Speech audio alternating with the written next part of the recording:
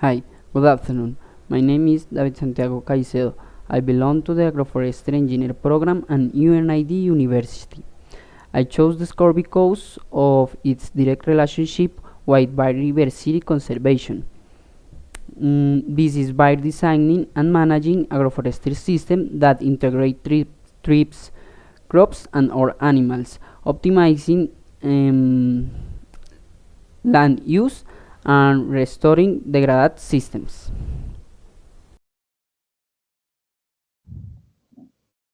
Bueno, para todos, muy buenas tardes nuevamente. Vamos a seguir con el video de la tarea número 2 de cálculo integral, en donde, bueno, vamos a explicar el desarrollo del ejercicio D que está enfocado en las sumas de Riemann. Entonces, permítame comparto pantalla un segundo. Listo. Entonces, bueno, cuando hablamos de las sumas de Riemann, recordemos que las sumas de Riemann lo que nos ayudan es a obtener o calcular el área a calcular aproximadamente se encuentra bajo la curva de la función. Entonces, pues bueno, el ejercicio nos dice que tenemos que aproximar la integral definida mediante la suma de Riemann por punto derecho donde n es igual a 6. Entonces, aclaremos que cuando la suma de Riemann se da por el punto derecho, quiere decir que la curva va a tocar el punto derecho de estos rectángulos. Ahorita en la gráfica lo podremos ver mejor. Y n pues es igual a la cantidad de rectángulos. Entonces, pues bueno, primero vamos a definir nuestras variables, donde decimos que nuestro límite inferior. Recordemos también que cuando estamos hablando de una integral definida, estamos hablando de una integral que tiene, de una integral que tiene límites de integración, es decir, que tiene un punto máximo y un punto mínimo. Entonces, dicho esto, decimos que nuestro límite inferior va a ser igual a donde a va a valer menos 1, que es este valorcito de aquí. Nuestro límite superior va a ser la variable b y va a valer, va a corresponder a 1. N pues ya nos la dieron acá, va a tener el valor de 6 y esta va a ser digamos que nuestra función con la cual vamos a trabajar una vez hayamos calculado el ancho y el alto de los rectángulos. Entonces, bueno, para calcular el ancho de los rectángulos tenemos que usar la ecuación de delta de x es igual a b menos a sobre n, que es la cantidad de rectángulos. Entonces, teniendo esta ecuación y teniendo ya las variables, lo único que tenemos que hacer es reemplazar, donde igual a b menos a, entonces b es igual a 1, menos a, que vale menos 1, pero entonces tenemos que recordar que este menos es de la ecuación, de esta ecuación que tenemos aquí, que si no tenemos eso en cuenta podemos cometer un error. Entonces, bueno, menos por menos da más, entonces 1 más 1 pues daría 2, las bases iguales, daría 2 sextos y esto pues si resolvemos el 2 sextos nos va a dar en fracción 1/3 o en decimal 0.3. Entonces decimos que el ancho de los rectángulos, de los 6 rectángulos, va a ser de 0.3 o de 1/3. Ahora, lo que vamos a hacer es, como segundo paso, vamos a usar esta ecuación para hallar los puntos de los rectángulos. Entonces, lo que nos dice es que x sub i es igual a más i beta de x, donde i es el valor que vamos a estar reemplazando, que es la cantidad de los rectángulos, es decir, el rectángulo 1, el rectángulo 2, el rectángulo 3, y así sucesivamente hasta llegar al rectángulo número 6.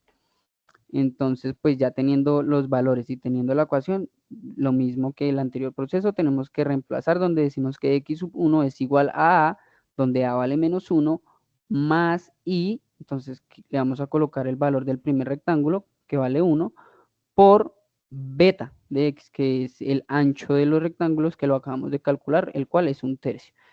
Esto nos va a dar menos 2/3. Así sucesivamente vamos a hacer con x sub 2, x sub 3, hasta llegar a x sub 6.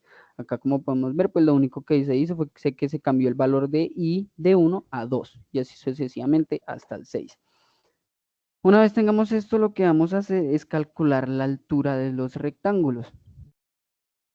Entonces ya teniendo la función y ya teniendo el valor de x, que es el que nos dio aquí, cuando x vale 1, cuando x vale 2 y cuando x vale 3, 4, 5 y 6, entonces lo que vamos a hacer es reemplazar donde están las x por los valores que nos dieron trabajando x sub 1 y x sub 2.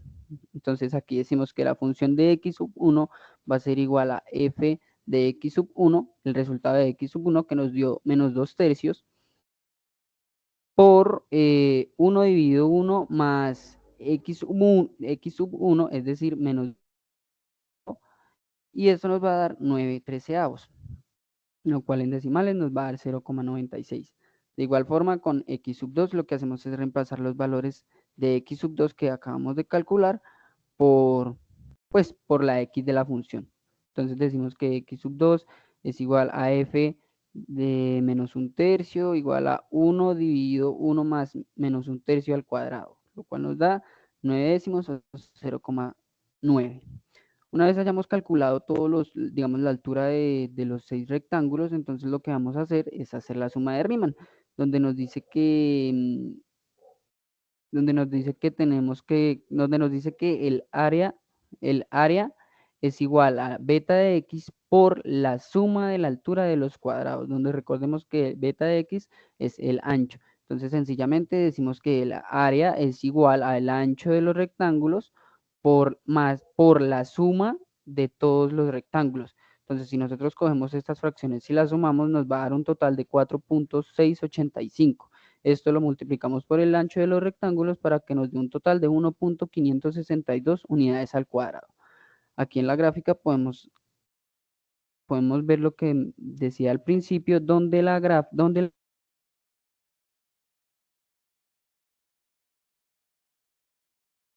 entonces ya vendría a tocar por este lado de aquí. Estos rectángulos vendrían a bajar acá para que la curva pase por el lado izquierdo y aquí bajaría por este mismo lado izquierdo. Y pues listo, el ejercicio nos dice que con la ayuda de GeoGebra también halláramos la gráfica de N12 y N20, es decir, con 12 rectángulos y con 20 rectángulos.